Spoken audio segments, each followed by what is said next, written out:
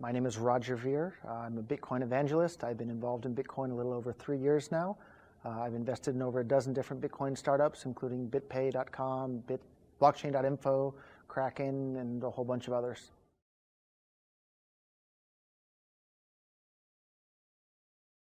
Yeah, the reason I got so excited about Bitcoin and decided to spend every waking moment promoting it is because it's the first time in the entire history of the world in which anyone can send and receive any amount of money with anyone else anywhere on the planet, regardless of what piece of land they happen to have been born on or what color their skin happens to be, and you don't need permission from any bank, corporation, or government, and it's impossible for anyone to block them from sending or receiving those funds, and it's impossible for anyone to freeze their account, and nothing like that has ever existed before in the entire history of the world, and I can't think of anything that's more exciting to work on than something like that.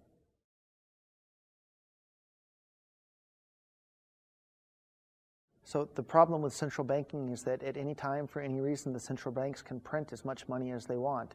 If you or I print extra dollars or euros or yen, we would go to jail for counterfeiting. But when the central bankers do it, they call it fancy things like quantitative easing.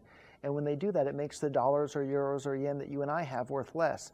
With Bitcoin, there's a limited supply of Bitcoins. There will never, ever, ever be more than 21 million Bitcoins, and no politician in Washington, D.C. or anywhere else can change that. So if the world starts using Bitcoin as their currency, the governments won't just be able to print money at will to pay for wars around the world and all sorts of things that the people don't want. So that's what's so exciting for me about Bitcoin, because it can't be controlled by central bankers or politicians.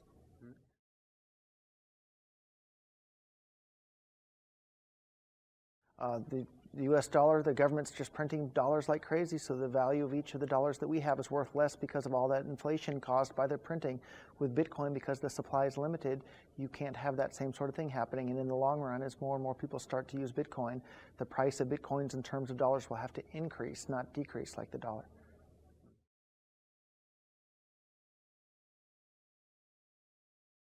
I wouldn't go so far as to call banks evil, but what is evil is when the banks and the governments team up together, and then the government just prints a whole bunch of money and gives it to the banks, and it makes the money that all the individual people have worth less.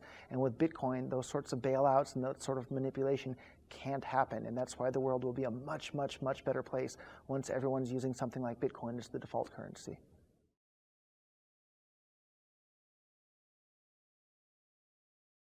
If Bitcoin doesn't make it, it'll be because something even better than Bitcoin has come along. And if that's the case, that's great, because we all still win too. But right now it's looking like Bitcoin is going to be the one that makes it.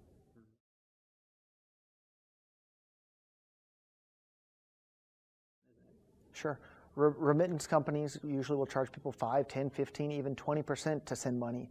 With Bitcoin, you can send $1 or $1 million worth of value anywhere in the world. You can do it for free.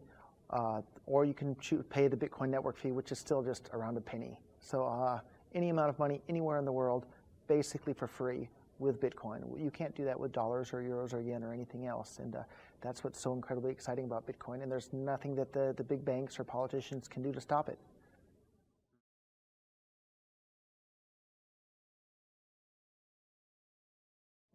Bitcoin is especially suited for the internet age because you can send and receive it right over the internet just as easy as you can send an email.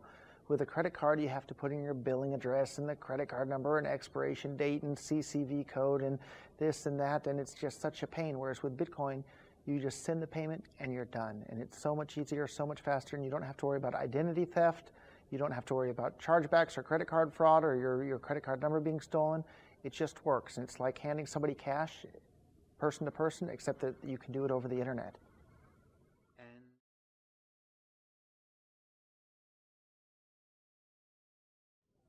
Merchants love Bitcoin because they don't have to pay any of the fees to the credit card companies. They don't have to worry about chargebacks. They don't have to worry about any of the things that go on with traditional credit card payments. So it's a much safer thing for the merchant. It's a much safer thing for the customer, and they can accept payments from anyone, anywhere on the planet with no risk of fraud.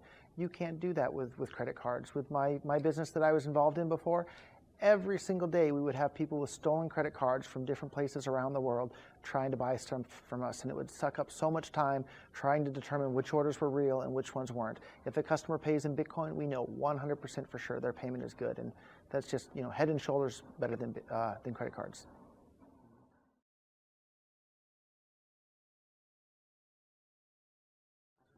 So Bitcoin is similar to gold in that there's a limited supply and it can't just be created at will by other people, but you can send it anywhere in the world instantly just like that, basically for free. And it's impossible for anyone to block you from sending or receiving that payment. It's impossible for anyone to freeze your account. It's impossible for anyone to control it in any way.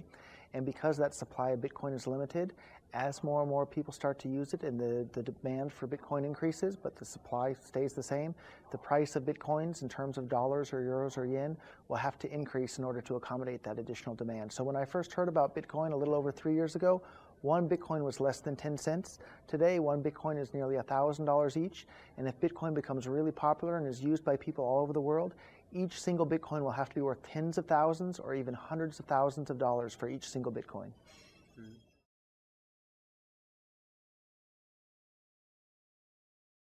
So if Bitcoin becomes popular and people are using it all over the world, in 5 years from now, each single Bitcoin will have to be worth potentially hundreds of thousands of dollars each.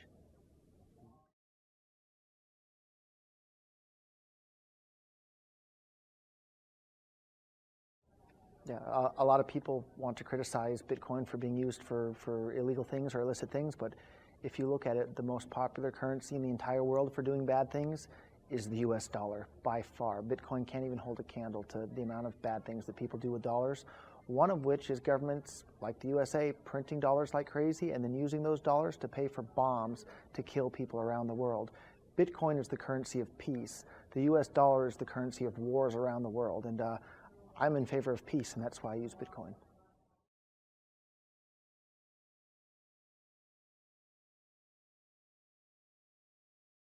Some people are worried about the Bitcoin network being attacked as a whole, but the Bitcoin network is already far more powerful than the world's top 500 supercomputers combined.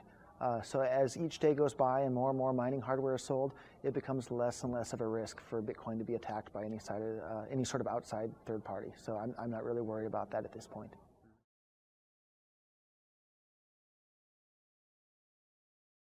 The reason that Bitcoin is so trustworthy is because the software code is open source. That means anybody can read the software code, and you don't have to believe me or somebody else or whatever. Anybody with programming skills can read the software code and see exactly how Bitcoin's going to behave.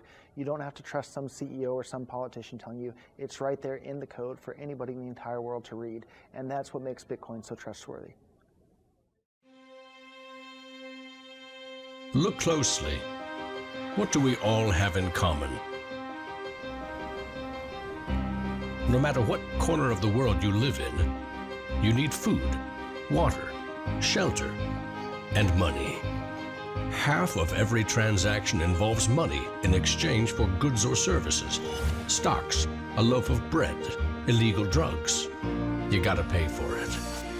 We spend much of our lives chasing money to make a living and accomplish our dreams. But it's also an instrument of destruction. Some might say evil, driving criminals to lie, steal, and even murder.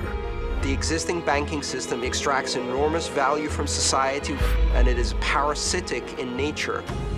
Money is a catalyst for the worst and the best of human endeavor. Before civilization, we created currency, fuel for wars,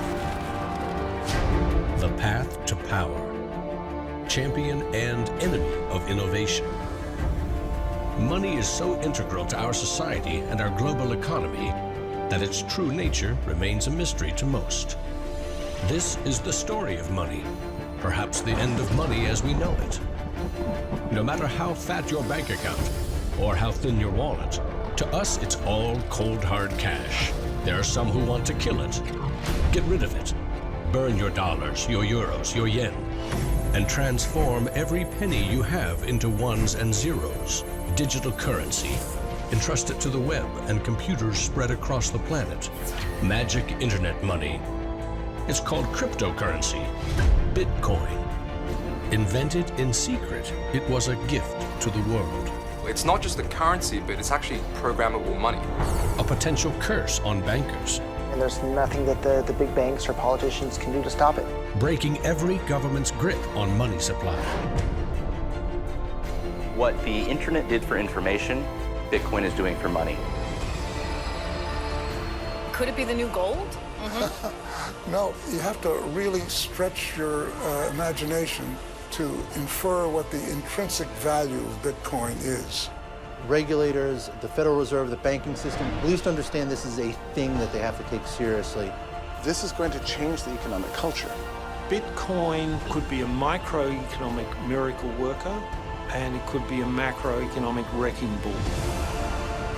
Is Bitcoin the currency of the future? A godsend for criminals?